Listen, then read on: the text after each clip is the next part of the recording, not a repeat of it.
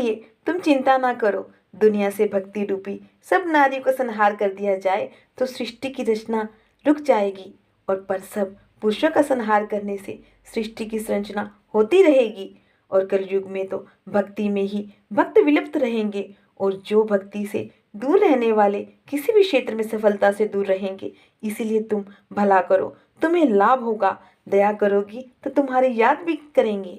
भक्ति ने कहा, बाबा, वास्तव में संतों की संगति बहुत सुखदायी होती है। अब आप दया करके कर्म की महत्ता बताइए।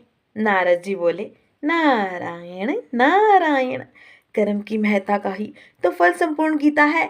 गीता में 700 श्लोक हैं। श्री कृष्ण जी ने अर्जुन को कर्म करने का उपदेश दिया है।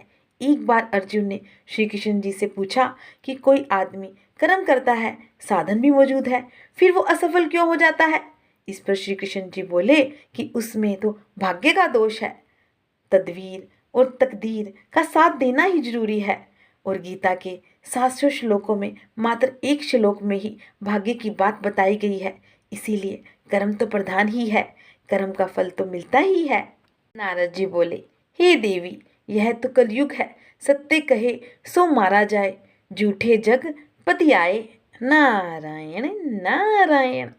मुझको भी कहीं कहीं अपमानित होना पड़ता है, फिर भी मुझे इसकी चिंता नहीं रहती। सूर्य की ओर कोई थूकता है तो कोई पूछता है, लेकिन सूर्य भगवान तो सबको ही समान ताप प्रकाश देते हैं। जल में डूबते हुए बिच्छू को देखकर एक मुनि दया करके उसे जल से निकालने के लिए उठाता है, और बिच्छू डंक मारता है। मुनि यह सोचकर कि इसका तो काम ही डंक मारना है, मेरा काम है बचाना। अंत में मुनि उसे जल से निकाल देता है।